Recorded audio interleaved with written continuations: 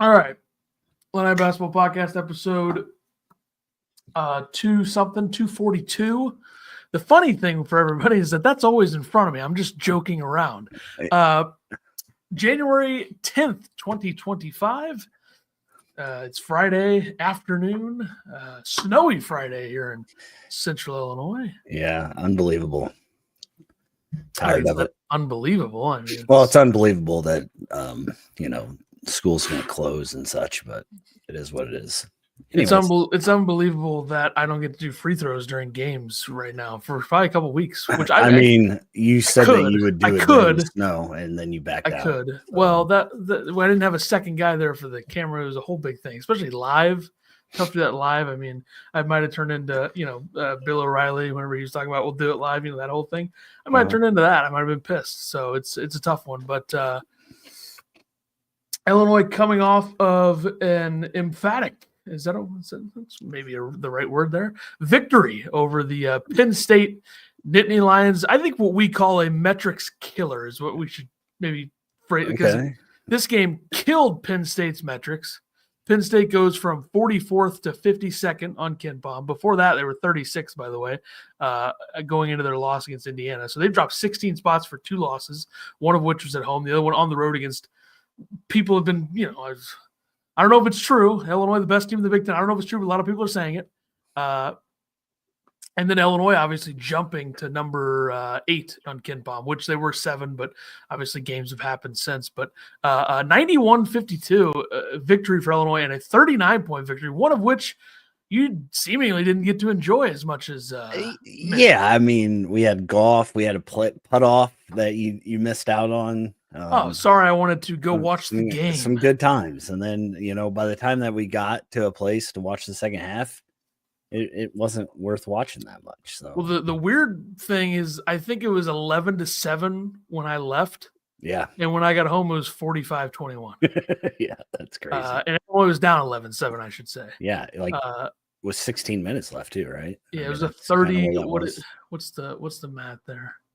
38-10 in the final stage. I mean, they dominated the majority of the game. Illinois, this team kind of first 4 minutes of games, you'll get a feel for things. I don't know if they're a team that's going to, come out flying against you. I mean, you look at their 2 huge wins in their last 3.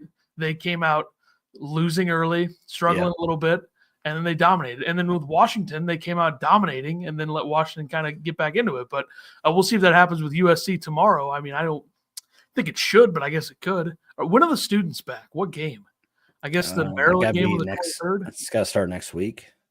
I'm guessing students go back next week. 2 road games next week, so I'm guessing it'll be Maryland on the 23rd is when they're back, and they better bring it because Maryland is a team that Illinois, has struggled with historically, and Illinois had lost, I believe, 4 straight against Penn State going into this one. Of course, 3 of those were the Myers-Shannon team from 2 years ago that was an 8 or 9 seed, lost Arkansas in the first round against a good Penn State team. So it's hard to lose to a team 3 times a season, but Illinois pulled it off against Penn State a couple years ago. And last year, obviously, a complete choke against them. But I think the most impressive thing for me with Illinois in this game was just absolutely suffocating Penn State's offense. Yeah.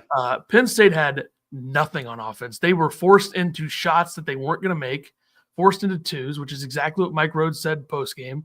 This is a team that put up 84 against Northwestern. They put up 81 against Purdue, 76 on the road at Rutgers, 80, what was that? They scored 100, over 100 3 times in the I think they're averaging like 88 points a game this year. They've been scoring a lot, and Illinois to hold them to 52. And obviously, this is tough. It's the second true road game of the year for Penn State. First time they went to Rutgers, lost by 4, 80-76. And this time, obviously, they get, the doors blown off them. And now you go back home. If you're Penn State, you play Oregon, and then you go back on the road, you go to Michigan State. So Penn State's schedule is probably going to keep them out of the tournament. And I think from a metric standpoint, Penn State's like the 6th best team in the conference, probably, maybe 7th. So it kind of reminds me of, I think it was Minnesota last year, who was 3-1 in the Big Ten to start. Yeah. And then their schedule, and they ended up 9-11 and they lost 4 straight. They had that stretch. Like, I just think that Penn State's schedule doesn't look great for them. But you know what? This isn't a Penn State podcast, so I should, I'll relax. Talking about them a lot. I think the most impressive thing is Illinois did this without Kasparas, but we don't have to talk about that. we don't have to talk about it. By the way, for Penn State, I mean, Ace Baldwin goes down, didn't come back in the second half. Yeah, over the foul, the charge foul, he messed up his He back. must have flopped himself into an injury, right? Is it the early one? So. Yeah, then you have something here about KJ's obviously left forearm, I believe, for KJ. Yeah, left forearm. Somebody posted a picture on Twitter, it might have been Warner or somebody. But his whole left hand was swollen. I mean, visibly swollen. There were people in the stands that said that he had bruising from his wrist to his elbow. Brad said that he hadn't talked to the doctor, so he didn't know the extent of it yet. So I don't know what's going to happen, but Brad, next man up. I think that both Hummerkaus and Merez said that in the post-game presser. So, and that's what they did. I mean, those guys stepped up when they needed to. So yeah. So I got some stuff here. 34-4 run for Illinois, right? Is that the right number? I just made that up. I don't know. It sounds right. It seems really right. I mean, I don't might be wrong. Can we ban this Frank Granch though? What's this crap? Coming on my podcast and bad-mouthing Hummerkaus? I agree with Frank. Good point.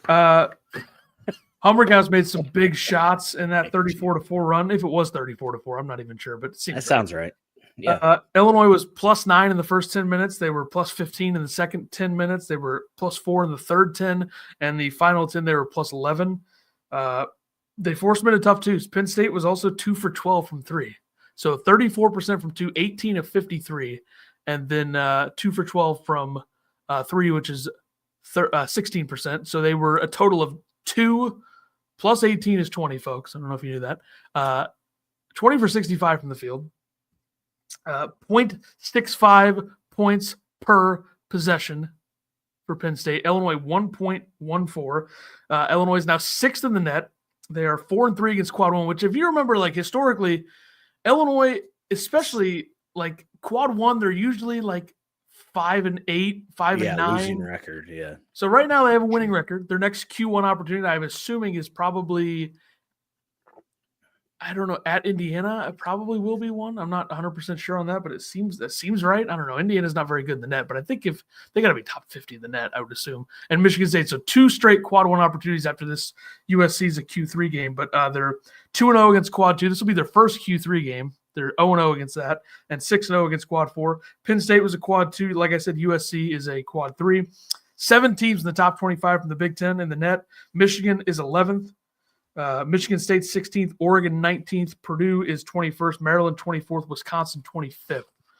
So no Indiana there. I'm assuming Indiana's got to be one of those teams that's just outside of it. And by the way, Illinois needs to come out tomorrow. And we'll talk about tomorrow's game in a little bit. They need to, I would say, be up 46-17 at the half.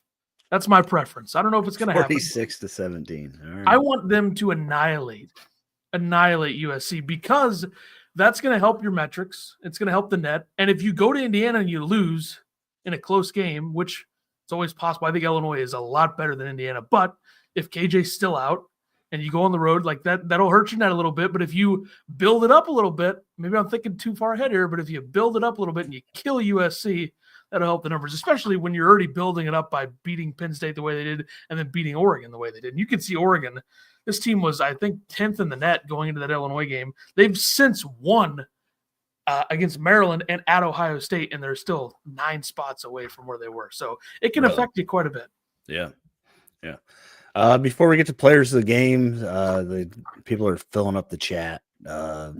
Frank was messing with you. You fell for it. Nice. Frank was joking. Obviously, he knows better than to come in here and you can't think that anybody was being serious there. No, not especially after this game. Jeffrey said, "What happened to 4:00?" Some people have jobs. Some people said, "Oh, Whoa, Heath," you always take shots. You always take shots at everybody over this. Jeez. He said the most complete game we've played defensive. Why are was we not elite doing a and watch killed party tomorrow? switching. Why are we not doing a watch party tomorrow? Because it's 11 a.m. Because I'm at work. We watch the game in the office. Sorry. Sitting there. It's a good time killer, though. Hinkle says Baldwin might be as important to the team as anyone we've played. Hard to take a lot away from the game, despite everyone downplaying him being out. The team was deflated. That's a good point. I mean, the best player Baldwin, on each team was out. Yeah, and Ace Baldwin played 15 minutes, so he didn't play 0. But he didn't look right. I mean, he was 0 for 6 from the field, had 2 assists, didn't have any steals. If Ace Baldwin doesn't have any steals, he's not right. And nobody I think Kern was really the only guy that really did anything of substance, maybe Hicks as well, but those two, that's about it. Those are the only guys that scored double figures, but everybody else's number is just a disaster. Like DeLeon was 3 for 13 from the field. Niederhauser was 3 for 10, 0 for 6 for Baldwin. Like I said, Javin Carter, Javin. There's an H there. It's got to be Javin. No relation to me. 3 of 9 from the field for him. So it's tough. It's tough. I mean, Illinois just controlled the game from the start, and the fact that like Trey White doesn't get a player of the game here, I think says a lot about how I kind of went into it thinking I've been giving Trey White a lot. I thought he was great in this game. He was fantastic in this game. Yeah, and it's tough. He probably deserves it. But let me update the tally here. First of the season for Merez. Congrats to him. Hypergenius says thoughts on bracketology having Oregon as a 2 seed while Illinois a 3 seed. You're watching the wrong bracketologists if they're saying that. I might, this podcast will be 4 hours if I get it. We're already, we're already 3 minutes away from how long we were going to talk about this game. It's because the stupid comments. Everybody shut up. Eagle says, I don't know if KJ physically knows how to sit on the bench. Yeah, he was up the whole time. He was being a leader from the bench, so that's good to see. Merez equals mini Kofi. Thoughts? Merez, to his credit, I think you want your big man to go up and dunk it every time he can, and Merez does that almost every time. He's not trying to make any fancy, like he made that sweet move to the rim. Good ball skills too. Yeah. I mean, he showed a lot. I think he showed 5-star against inferior opponent stuff, but usually the inferior opponent is Eastern Illinois. This was Penn State. Yeah. And they had no answer for him. And Illinois' that duo, I don't know if Illinois had in the Underwood era, have they had like 2 guys that played the 5 that were combined as good as Tomislav and Merez have been? Because like Kofi, was there anybody behind him that I'm forgetting about? Brandon Lieb? I mean, he's not, the combination there is tough, and they can do so many different things. Like Merez can block shots.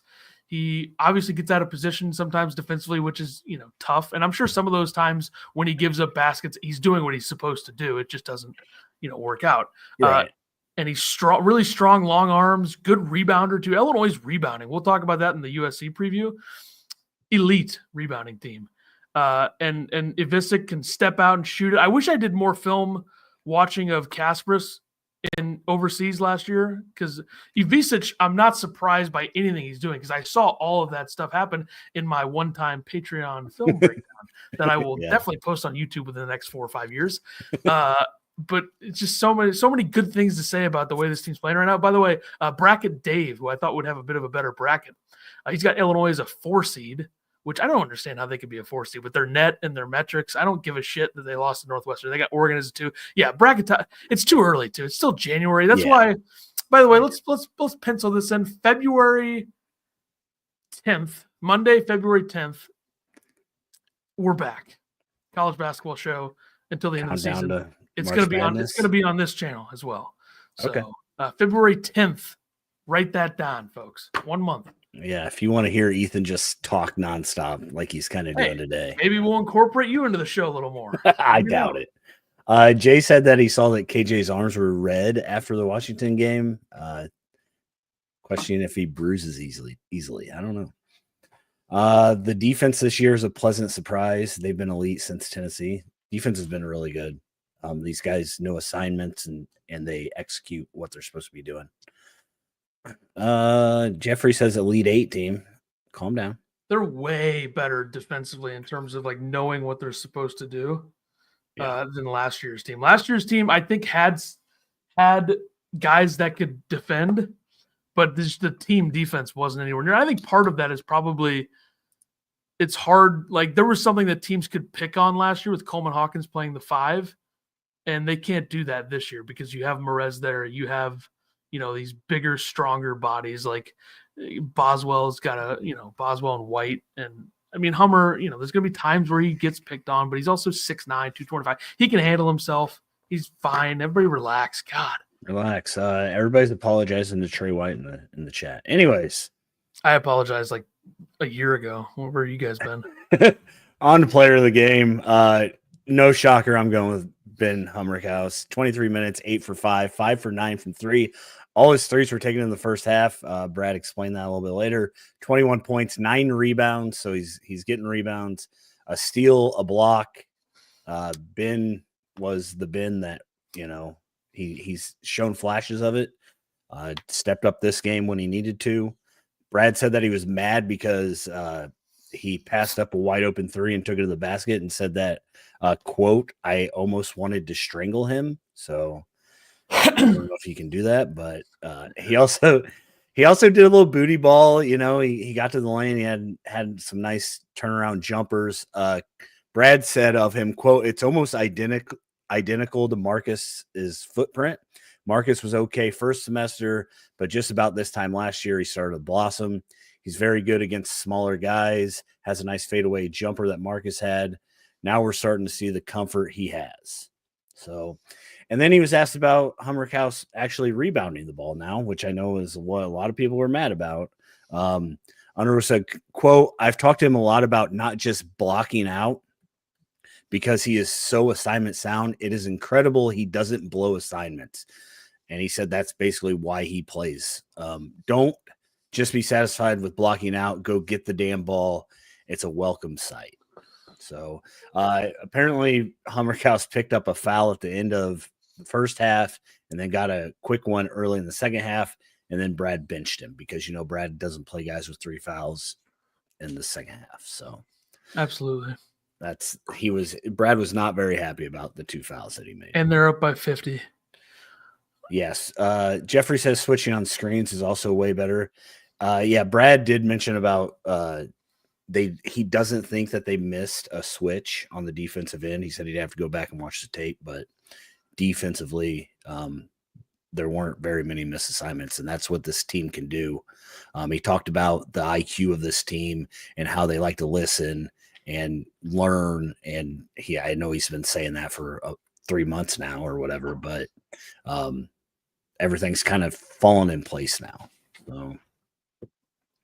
I went with Merez. I already said it earlier, but 20 minutes, 9 of 11 from the field, 2 of 5 from the free throw line. 2 of those were like in and out, by the way, the free throws. 20 points, 11 boards, 1 block. Phenomenal game, forcing the paint. Are we surprised he's this good already, folks? I think you are, because all you talked about was how he got dominated by that bum that went to Maryland or whatever. Where did he go? Rutgers. Somerville.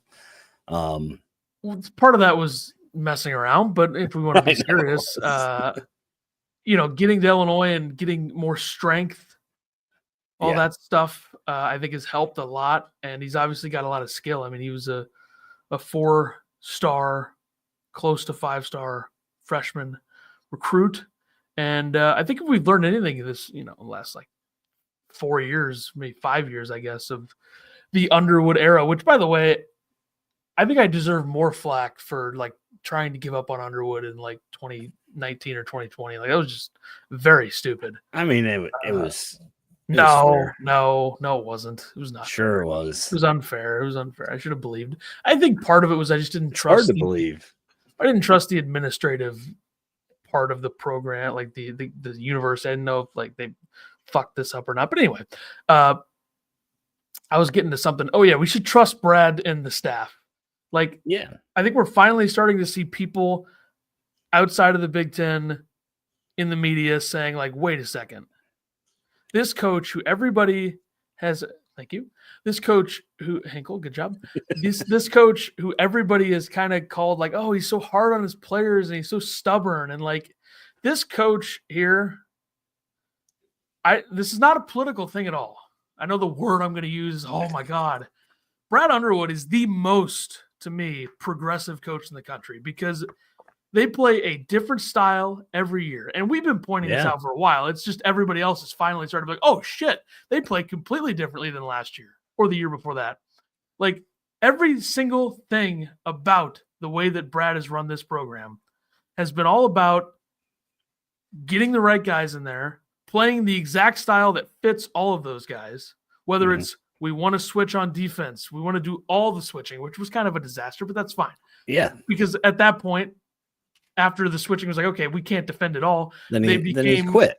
they became one of the best offenses in the country too. Yeah. And just everything about it. And I'll bring it up in a little bit. I got another thing that somebody else from kind of the NBA draft space said about Brad. I'll bring that up as well. But I think he's finally starting to get some of the credit that he deserves, which I know that a lot of fans of a lot of teams like this guy doesn't get enough credit, this blah, blah, blah.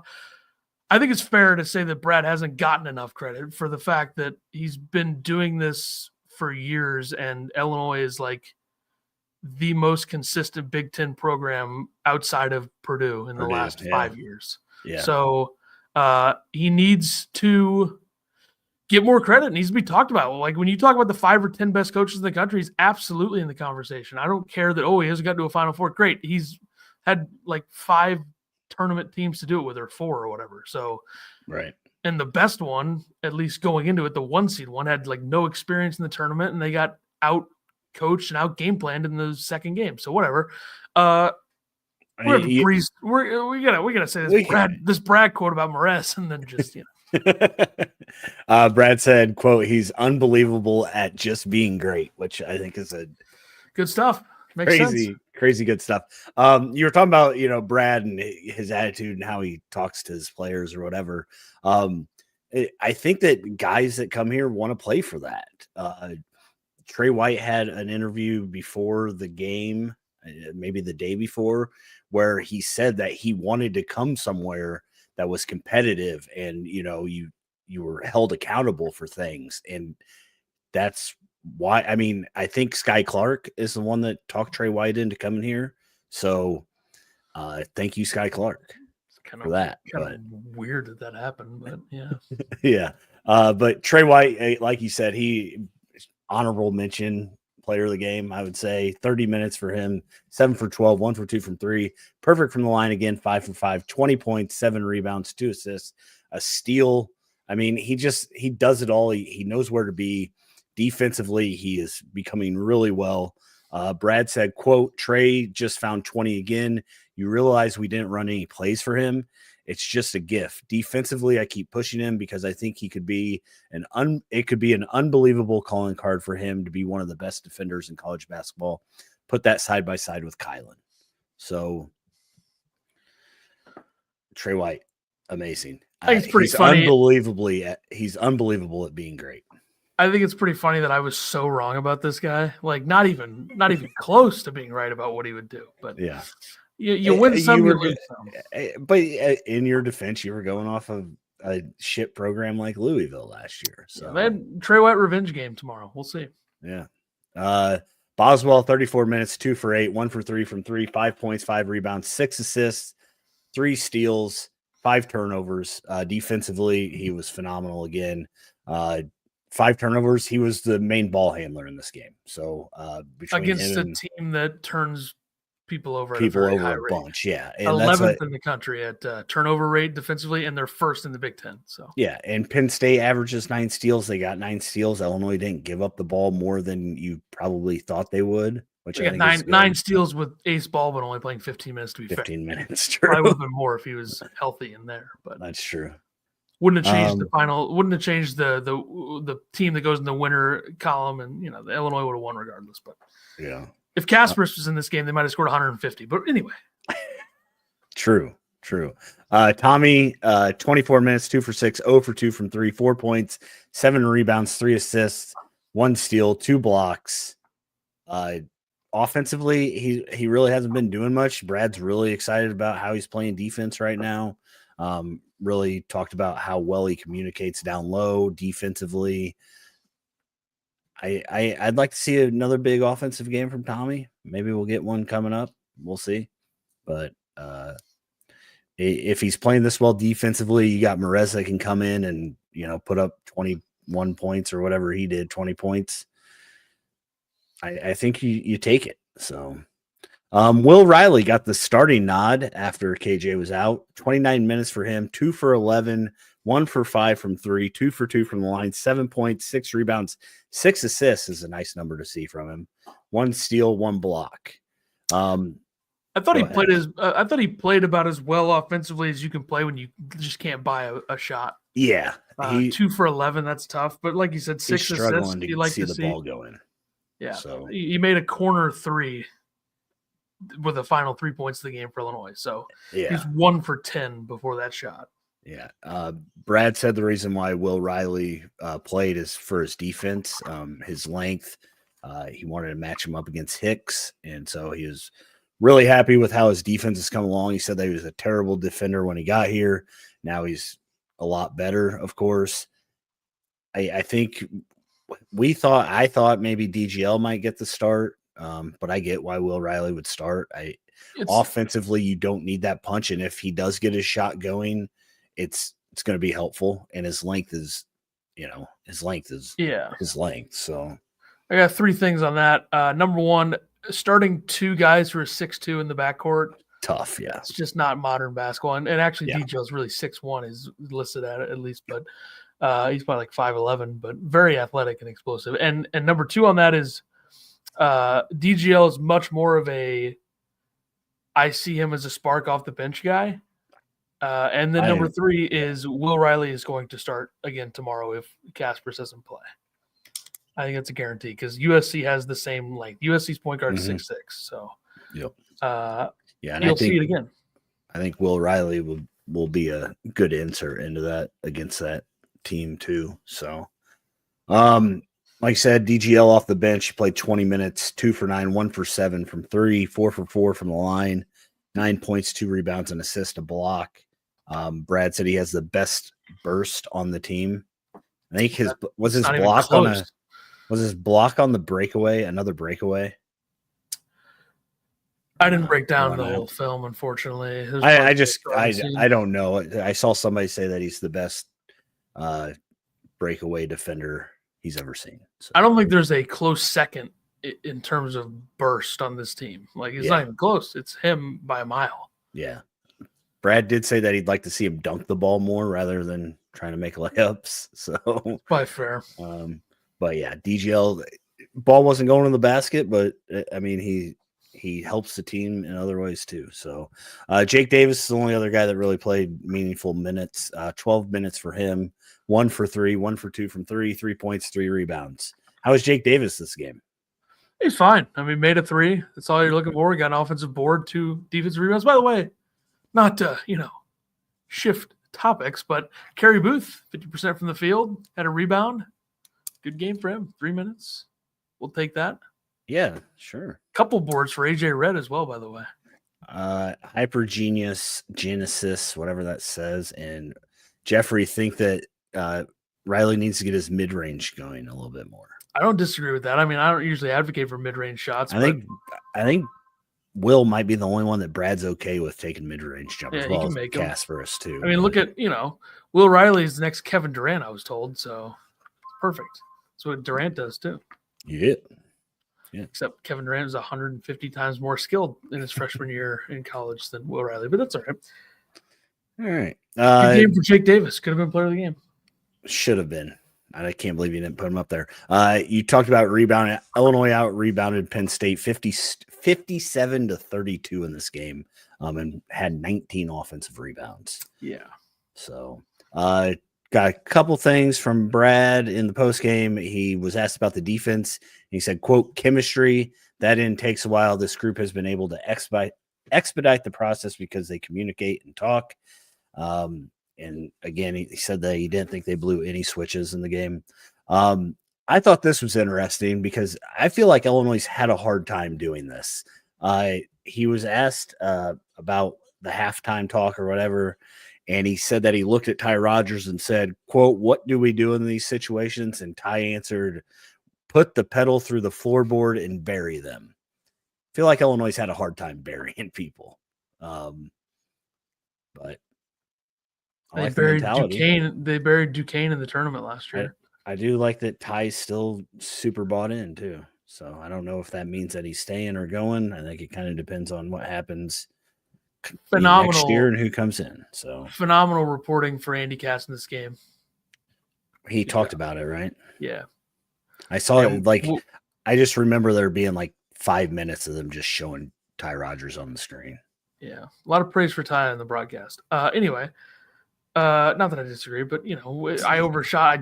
We doubled the Penn State time. So now we got to go with USC. But before that, if you're looking for something to do tonight, check out a little Sam Vicini's Kasparas Jakucionis film breakdown.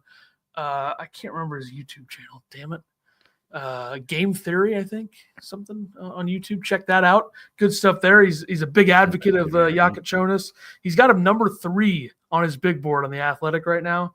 A lot of good things to look for in the tape there. Washington game. He also, what he said about Brad is, whenever the first offensive possession for Washington and Kasparas is guarding Breidenbach, he was praising like how many coaches try things or do things the way that Underwood does them. He said Underwood's a top 10 coach in the country, maybe top 5. Lot of good things to say about Kasparas and Underwood in that one. And I think like he said something about Kasparas' defense has kind of been – his defense is fine. Like, he's got the good instincts. Like, it's stuff that we've been saying, but, like, I think that's true. I'm not going to sit here and complain that, like, Kasparas is a bad defender. I don't think that should be a knock on him at all in, future NBA scouting stuff. And I think the scouts will agree. I mean, they've been going to games watching him, but you look at the latest mock projections for him. He's ESPN's got him 5th, which I think was the Hornets whenever they did it. And then NBA draft had him 5th to, I think, Utah when they did it. So I think it just depends on, the time, the records and stuff at the time. But Tankathon 6th to the Nets. By the way, NBA draft.net had him 16th. So I didn't even put that on here. Wow. Talk about not being with the times on that one. Yeah. That's crazy. I also wanted to mention Tankathon had Will Riley 22nd, and they had a Visage somewhere in the 40s, I think. So 40s or 50s. So keep an eye on that. I think Humrickhouse is still a guy that's going to be looked at as well, despite people want to hate him so much early. But anyway. Yeah. Hypergenesis says, is Antigua the key to getting consistent overseas talent? I feel like international guys will see the progress shown by a Visage and KJ will make them want to come here. You've obviously never heard of Jeff, I like drinking wine, Alexander, but no, Antigua is a huge recruiter. Jeff Alexander likes to travel abroad, so I think that you're going to continue to see. I think you're going to see it a lot, though. Like Green Bay just got some like 24-year-old or something that's been playing pro ball for 5 years overseas. I feel bad for him. There's another guy that Illinois has been looking at overseas. I can't remember who it is, but somebody visited recently, I think, right? Yeah. We didn't cover that, but it doesn't matter. We don't cover recruits because what about George Costanza's kid? George Costanza's kid. He might be. I don't even think that's how his name is. No, it's Constant. it's an extra N in there. Constanza. He got Kofi and Curbelo right. Yeah, I think that's more of a like Curbelo is that Puerto Rican ties that he has, right? RJ Melendez would be in that. I wonder who was the point man for Zvonimir to Kentucky. I wonder. It had to be Antigua. Right? Shane Coleman's not doing that. No. Almost got the BYU guy also. Yeah, we didn't have enough money. I think we won in that race. He's fine. He's just Kasparas is a little better. Yeah. If they had Yegor and Kasparas, oh my God, this team they'd be talking about this team like this might be the most talented team ever. I don't know if they'd be as good as they are right now, but those two on the same team would have been something. Would have been like Jordan and Pippen, except European college basketball style. That's a joke, everybody. Relax. All right. Illinois tomorrow, 13th in the country. They're 12-3, 4-1 going into this game. They're playing the must-bust USC. I believe Brad's 0-1 at Illinois against the must-bust. I think they lost to Arkansas in Kansas City a few years ago. Okay. USC's 9-6, 1-3 in the Big Ten. This game's tomorrow, 11 a.m., 9 a.m. on the Pacific time for USC. So it goes both ways, Sometimes Illinois plays at 10 o'clock our time, and sometimes, USC plays at 9 a.m. their time. It's tough. Illinois 11 a.m. games never go well. I don't think that's true anymore. Okay. I think it was. I don't know if it is now. Like this year or? Last 2 years. All right. I'll find an example right now. Don't think I won't. Hypergenesis says, shout out TSJ for dropping 47 in the G League. Yeah, why do they keep sending it back down? Disgusting. Timberwolves are a good club. By the way, Illinois at Madison, Wisconsin last year was an early game, and they won by 8. So it was noon, but that's basically 11 a.m. It's also 1 o'clock East Coast, but still, that's early. So you picked one game out? I'm just looking for games. I don't know. I'm glad they had one good game at 11 o'clock. They lost to Maryland in an early game last year, but it's fine. They'll be fine. Everybody take it easy. New team. Doesn't matter. Big Ten Network is where you'll find this. Also, defense wakes up. Offense might not. Defense should. So yeah, true. It's going to be a long year, I think, for USC in the Big Ten. They're just not there yet. It's year 1 for Musselman. Obviously, he leaves Arkansas after infield leaves for SMU, and then it's tough. I think he'll get it going, but this is a tough first season. Not everyone's as skilled as Brad Underwood at turning over rosters completely, but he's also in a new place. I wonder Brad's records the first 2 years were not good. But I'm saying if Brad got here and the NIL thing was already a thing, would he have got it going even quicker? I wonder. I don't know. I don't think they would have gone 12-21 year 2 because they would have had a little bit more talent. But maybe, yeah. USC has not beaten one team inside the top 90 on KenPom. Oof. They lost to the 123rd ranked team on KenPom, Cal. That was at home by 5. They lost to St. Mary's by 35. This is not a world-beating St. Mary's team either. They're good, but they're not that good.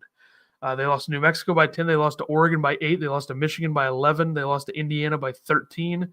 KenPom has the score at 84-68 in the projections on this game. I took it a little further than that. Okay. And then outside of assists per field goals made, where USC is good, it's hard to find things that USC does really well. They're top 30 there.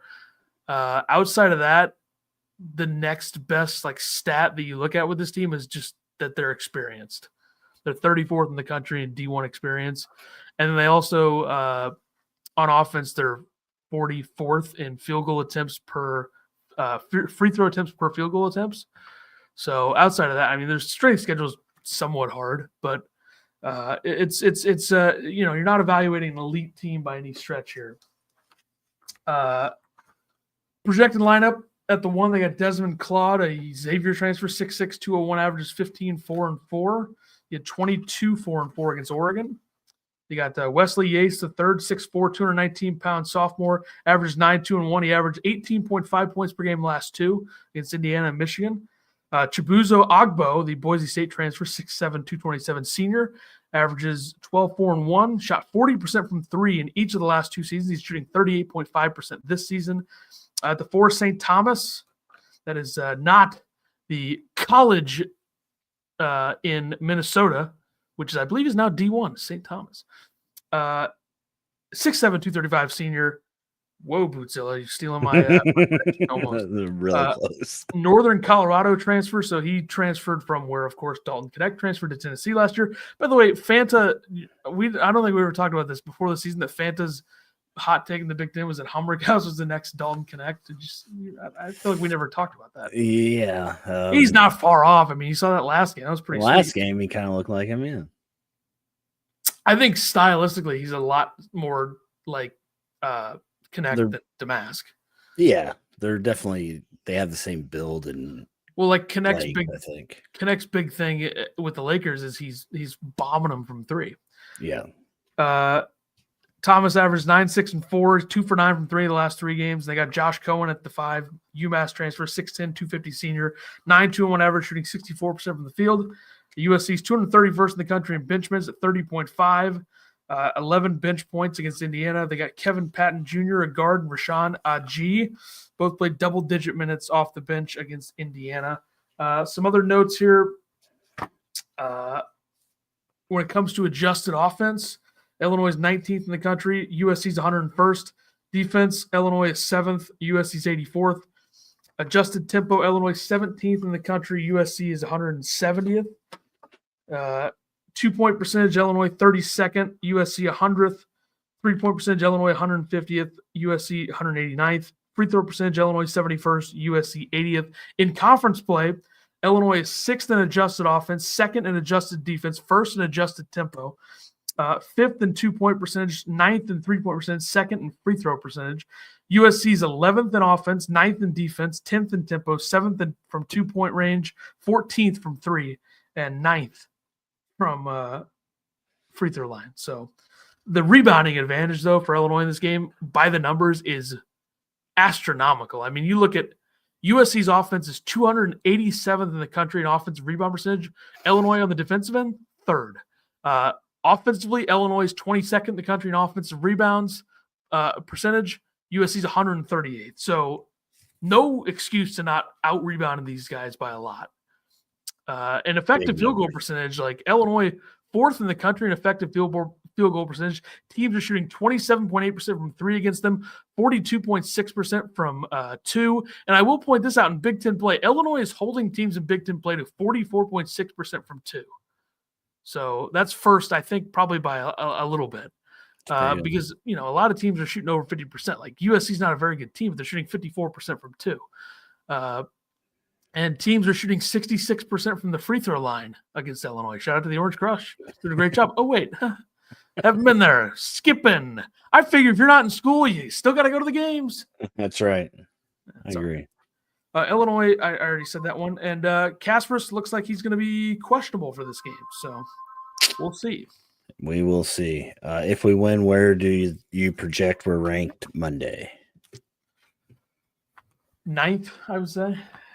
I'm going to go 7th. By the way, I got a few other notes here. Go ahead. Get that booklet going. You still going to have time to upload this? Yeah. I mean, yeah, I'm fine. Okay. I'm not doing anything.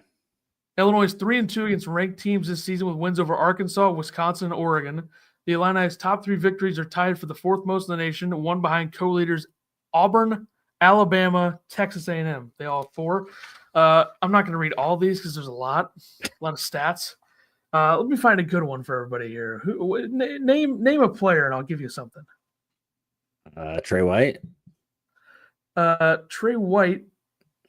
Might take a couple here. A lot of Kasparas and Boswell stuff. Okay, how about Jake Davis? You got him on there? No. Trey White. Hang on, I'll get you something for Trey White. Definitely. It's not there. All right. Give me another player. Will Riley. Give me another one. Boswell. Junior guard Kylan Boswell recorded his 7th triple-double in Illinois history and 5th of the Underwood. This is stupid. What are you what did you These are game notes. Type this into AI or something? These are the official game notes. From where? U of I. Here's something. The series history against USC. I'm a Cronin guy, so relax. I know you are. That's why it's funny. All-time record for USC against Illinois is 6-3. Illinois has won 3 straight. Their last meeting was in 2012 at the Maui Invitational. Was it last year for Weber? No, that might have been, if it was November, it was probably the first year for Gross, right? Wasn't Gross's first year 2012, 2013? Sounds right. 94-64. They beat him by 30 the last time they played. In Champaign, it's tied 1-1. Illinois winning the last meeting in Champaign, which was in 1977. by a score of 82-59. So when Illinois beats USC, boy, do they beat them. Underwood against USC. Well, folks, it's never happened before. Here's some opening tips for folks out there. Number 13, Illinois closes out a 2-game homestand with the team's first meeting as conference opponents against Big Ten newcomer USC on Saturday at State Farm Center at 11 a.m. Central. This is how stupid these game notes are. Like, people don't know all this shit. Sorry. Why are you reading them then? I got a couple other fun ones for you here. Illinois is aiming for its 5th straight Big Ten victory, which would mark its longest streak in conference play since winning 10 in a row from February 25th, 2021 to January 14th, 2022. I'm assuming that was the year where they got the 1 seed where they finished hot and then won the I don't know if they count the conference tournament in that, but by the way, Illinois in the Big Ten, if you count the conference tournament last year, they're 4-1 this year. And in their last, we'll say 8 plus 5, 13, their last 13 since losing that game to Penn State last year, Illinois is math is hard. 11-2, and since losing to Penn State last year in the Big Ten, 11-2. So suck on that. Oh God, Coleman Hawkins shot him out of the game. Oh, what a choke! Who cares? 11-2 since then. Haven't lost at home in the Big Ten since then. Not to jinx anything. Yeah, Illinois is losing now. Did you see Cronin call out his players' attitudes? Like, he's not the one that recruits them to come there. Like, some coaches do things differently. Some coaches. Pointer Kasparas Jakucionis was named Big Ten Co-Freshman of the Week on Monday. Jakucionis led the Illini to 3 wins during the nomination period, averaging a team-best 16 points and 5.3 assists, along with 5 rebounds per game, while shooting 60% from the field, 39% from 3, and making all 7 free throw attempts. By the way, after the Washington game, I think Kasparas in the last 5 is a 50-40-90 guy. Like, whoa. But pretty good. He's also, by the way, we didn't mention this, Kasparas' top 25 Wooden Award mid-season watch list. I didn't see that. Yeah. Here's a final one. This is one that, actually, be like, oh, wow, it's good to know that. Brent Underwood has led the Illini to the Big Ten's best road record since the start of the 2019-20 season. During that span, the Illini are 31-22 in conference road matchups and have finished 500 or better in 4 of the last 5 seasons. So that'll be of relevance on Tuesday night in Indiana. I got ESPN pulled up here, and Joe Lenardi 12 hours ago on Bracketology, the first line, the only thing it's showing me is no one expected much from Illinois this year. Okay, Joe. Okay. Joe, dude, what are you doing? Do we know how KJ got injured to begin with? No. Yeah, a fan came down from the Washington seats and took a club to his arm. Yeah, it was wild. Who didn't expect much from Illinois? What was Illinois in the preseason Big Ten poll? Somebody find that research now. Go. Quick. Had to be top 4. Quick. And then he says, but the Illini could have a shot at a number 1 seed.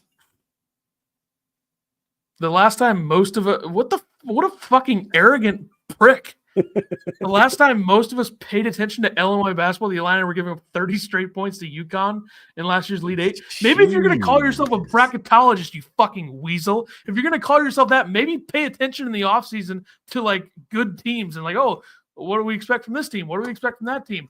Guy's obviously not up on European basketball. He's obviously not up on the consistent record that Brandon in the offseason. How many times was it said this summer that this could be the most talented, like this is the best talent pool Illinois has had? It's just trying to figure out if they can play together. I think we do that like almost every year, but this time it was actually true. Okay, fair enough.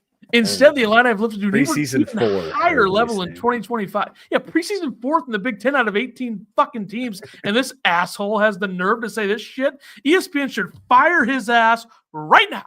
Yeah, I think I did see Lenardi have Oregon above Illinois, and I think it was also, right like the day after Illinois beat him. He's not even like a top 30 bracketologist year after year.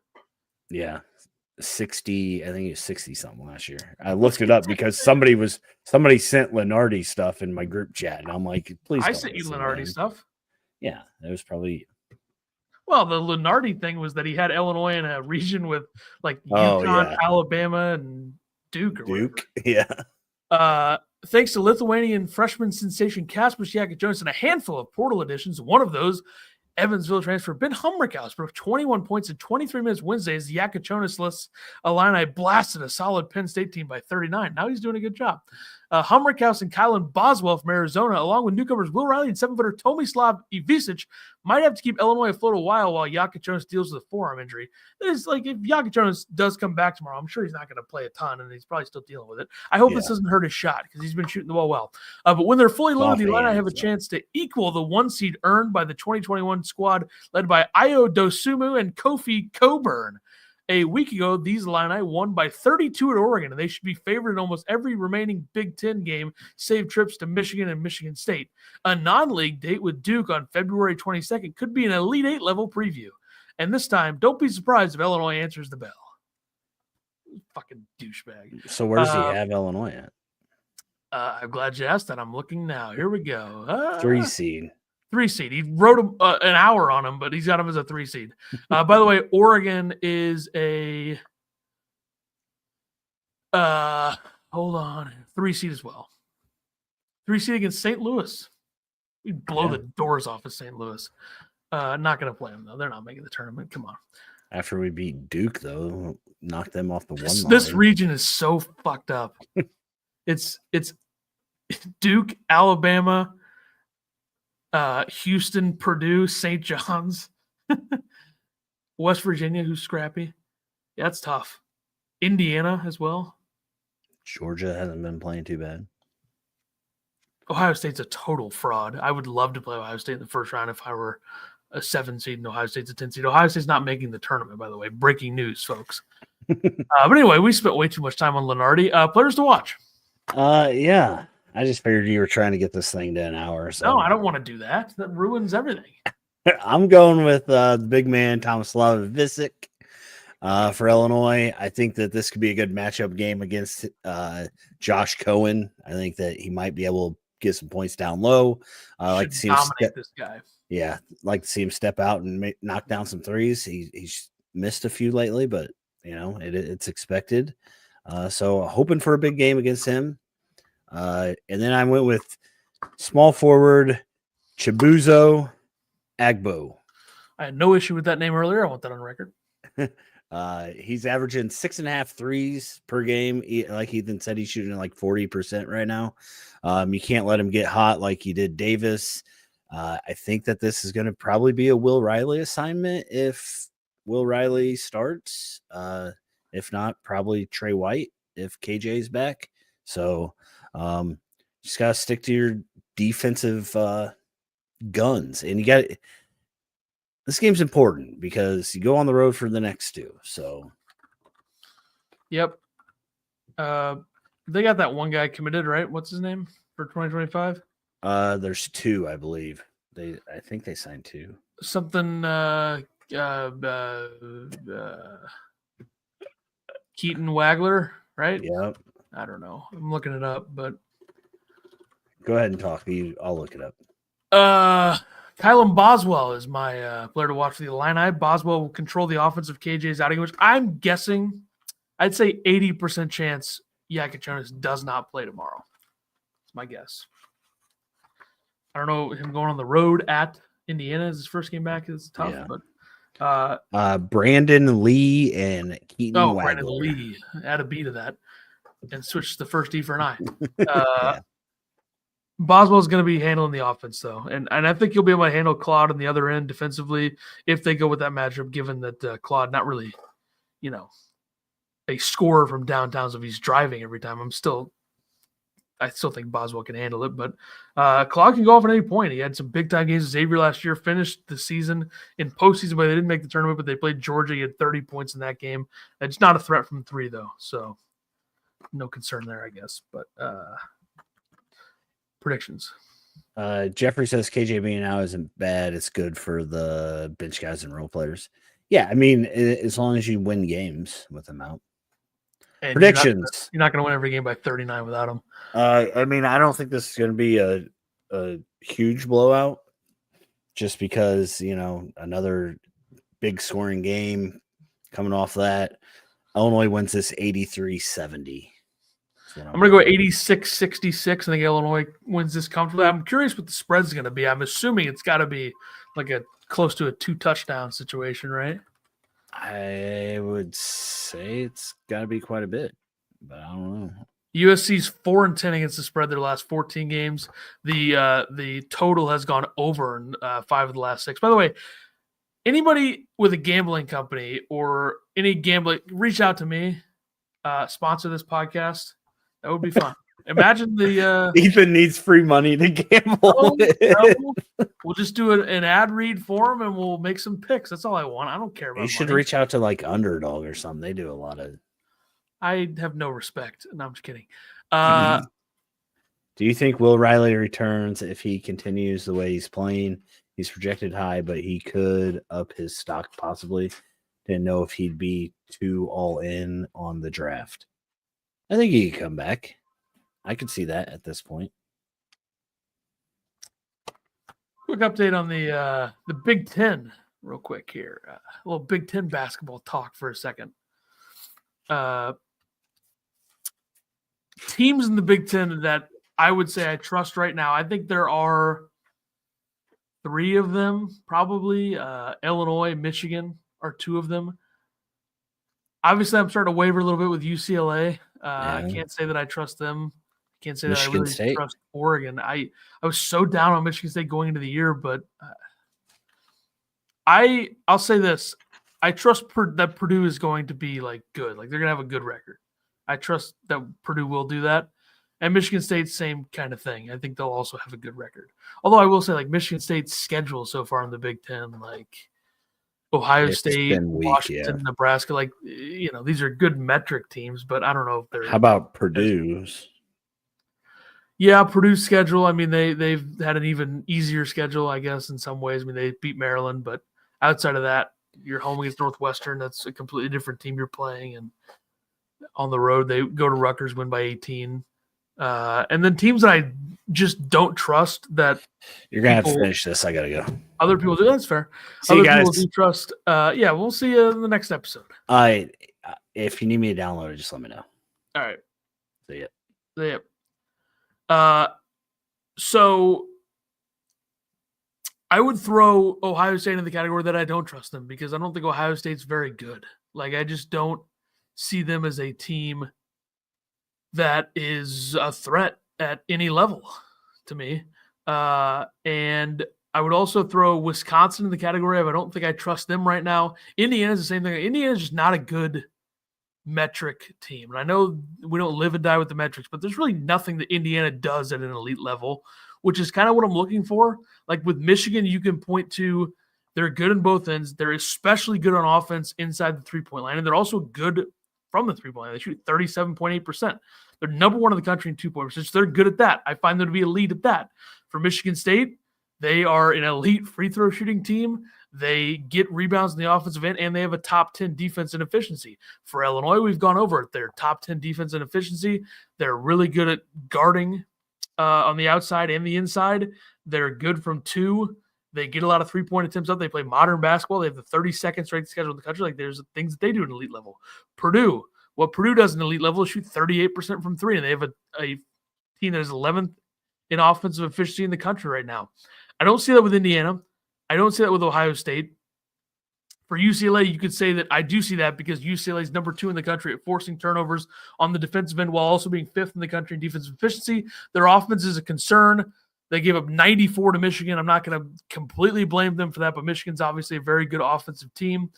And, Maryland, I'm yet to place trust in. Northwestern, same thing. Some of these teams are so irrelevant that I don't even care. Unfortunately for Rutgers, you're now 8-8, 1-4 in the conference, and you just got to think like we got 2 5-star guys that could both be top 3 draft picks.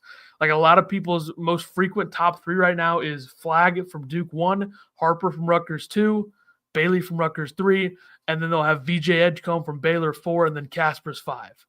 Which is good for college because last year there was several guys drafted in the first round of the lottery that weren't college basketball guys. So the fact that you have a bunch of high-level NBA draft prospects from college basketball right now, I think is a very good thing, including obviously having one from Illinois. But the Big Ten is just – it's something. I think there's a real lack of teams that I trust. And the best players in the conference are from the good teams, like Braden Smith, Kasparas Jakucionis, Danny Wolf, Tanji. I don't really – Tanjay, I guess. I don't really love his game, but he's been really good for Wisconsin. And TKR is a good year for Purdue as well. But I think it's pretty easy to kind of break down the fact that this conference, despite the changes in the conference, the teams added, the best teams in the conference are still the Midwest Big Ten teams: Michigan, Michigan State, Illinois, Purdue. Those are your top four right now. Indiana is also 4-1, but Indiana being 4-1 is not the same as Purdue being 4-1 or Illinois being 4-1. And guess what? Indiana could beat Illinois Tuesday night. I am not going to alter my opinion too much on them unless they beat them by like 50, which I'd be surprised by that. And then there's some monstrous games in the Big 12 and the SEC tomorrow. Big matchups all over the place. I believe Iowa State goes to Texas Tech. That'll be a fun game. Let's see if Iowa State's offense, which, by the way, is 6th in the country in efficiency, how they match up against the Texas Tech team that, hey, they've also changed the way they play. They're 8th in the country in offensive efficiency under former North Texas head coach Grant McCasland. Both teams at one point were elite defensive teams a couple years ago. Now they're both elite on offense, and Iowa State's also, I think, elite on defense. But Otzelberger and Underwood, in terms of turning things around at a program and getting them to be elite year after year, those two are the top of the list right now for me, unless I'm missing somebody. But those two have been phenomenal. Also, Nate Oates has done a really good job at getting Alabama back on track and turning them into what they've become. And obviously, Bruce Pearl, he's been there forever, though. Not forever, but Bruce Pearl's been at Auburn for a while, but he's gotten them going as well. Alabama at Texas A&M tomorrow, Kansas at Cincinnati, Tennessee at Texas, Florida at Arkansas, Kentucky at Mississippi State, Baylor at Arizona State. The top 9 games tomorrow, according to KenPom, in terms of the thrill score, are all from the Big 12 and the SEC. Elsewhere, you got San Diego State at New Mexico. You got Louisville at Pittsburgh in the ACC. Indiana at Iowa in the Big 10. Obviously, Illinois and USC going toe-to-toe. Oklahoma at Georgia. North Carolina at North Carolina State. UC Irvine, UC San Diego. That'll be a good matchup. UC San Diego is a team that I like a lot. They're 14-2, 4-0 in the Big West. Their fifth year as a D1 program. Eric Olin, the head coach there, they've done just a really phenomenal job with them. They're really good at forcing turnovers. They're 4th in the country. So UC San Diego, a team to watch. UC Irvine, that's going to be a hell of a matchup. That's tomorrow night, 9 o'clock, ESPNU. You got to watch that game. If you enjoy college basketball, you're going to want to watch that matchup between those two. And Auburn going to South Carolina, road challenge for Auburn. Auburn is 14-1. They're 1 loss on the road at Duke. They've just been dismantling teams. Like Texas hung in with them, but that was at home for Texas, 5-point game, 87-82. Auburn can do it with the best of them. And I don't know. I'll leave the final thoughts to the chat before I get out of here. My game of the day tomorrow is UC Irvine, UC San Diego. I'll say that. People might disagree with that. People might say, oh, Iowa State, Texas Tech. No. I'll be on ESPNU 9 o'clock tomorrow night, UC Irvine, UC San Diego. Elite teams in the Big West. It'll be a good matchup. And I'll be devastated if UC San Diego doesn't make the tournament because I really enjoy them. UC Irvine, though, a quality opponent. We'll see. That game should probably be higher than the thrill score list. It's like 16 or 17. That should probably be top 10, but that's just me. All right. Is Houston just KenPom team? I don't really know what that means. Houston, 3rd on KenPom. They are always an elite KenPom team.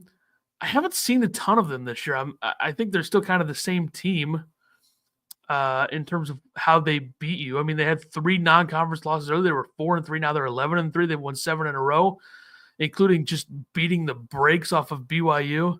They beat BYU by 31, which isn't easy, but their losses are quality. They lost semi-home to Auburn. They lost a neutral to Alabama. They lost a neutral to San Diego State. So I'm not as high on Houston, but I also haven't seen them enough to really have a great opinion on them. But they do what they do. They're an elite defensive team, and they have good guards. And this year specifically, they've been killing teams from 3, 41% from 3, and they're just not very good inside the 3-point line this year, 259th in the country in 2-point percentage in the offensive end. But yeah, I need to watch them more. They got that Milos Uzan, the point guard from Oklahoma, the transfer, playing. And LJ Cryer is also back, and he's been raining threes. He's made 40 threes already this season. So that's where we're at on that. All right, that'll do it for me, I think. This has been episode 242. We got 243 coming, I guess, Monday probably for that. And if you missed earlier, I did say college basketball show on this channel from February 10th to the end of the season every Monday. Tune into that. We'll do all kinds of stuff in college basketball as a whole on the Mondays. And then once we get into the other stuff, we'll do tournament preview, bracket breakdown, all that stuff. But make sure to tune in to that, like, subscribe to this channel. Illinois, no watch party tomorrow. Like I said earlier, I'll be at work. So 11 a.m. game, Big Ten Network. I think we'll do a watch party Tuesday night as long as Tyler's available for the Indiana game. And we'll see everybody next time. Check out the Twitter @PodcastIllini. Like and subscribe like I already said. And I'll see everybody next time.